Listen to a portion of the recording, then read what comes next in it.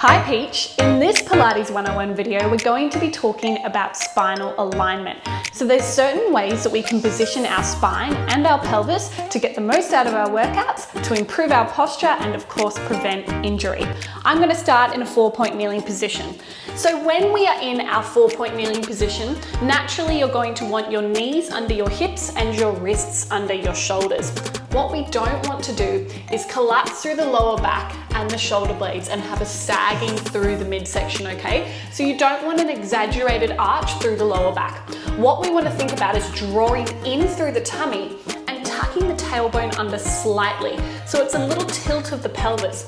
That way you're going to support your lower back and prevent injury. It's also going to help you to engage your lower tummy.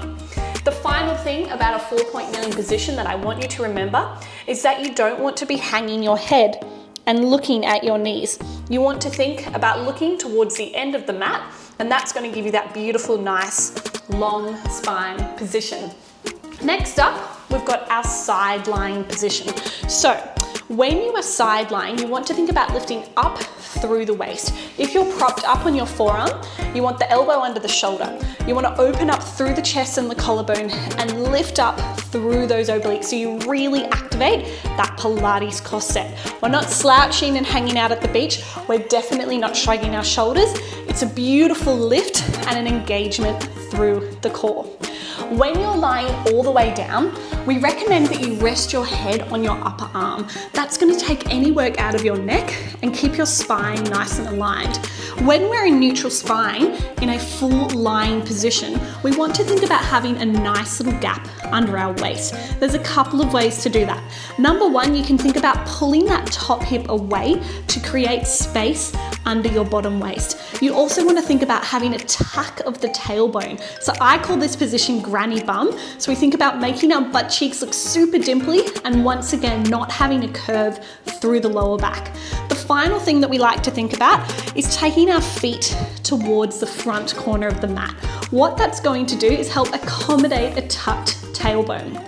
When thinking about the gap under the waist, don't overthink how much space you have because every body is different. Just think about being able to roll a Malteser under your waist, or if you're not quite there with the gap, think about daylight peeking through. More than anything, it's an activation through the core rather than collapsing into the floor. Final thing that we're going to talk about is neutral spine when you're lying on your back. So when we're lying on our back, neutral spine in Pilates language basically means that beautiful natural state of the spine. So that means you've got that little gap under your lower back. I like to think about having a sponge full of water. When you're in neutral spine, the sponge has maintained the water. When you tuck under and come into what's called imprint, what you're doing is imprinting your lumbar spine, so that's your lower vertebrae, into the floor. So you tilt the pelvis. I like to think of the sponge having all of the water squashed out of it when you're in the imprint. When you come back to neutral spine, the sponge soaks the water back up.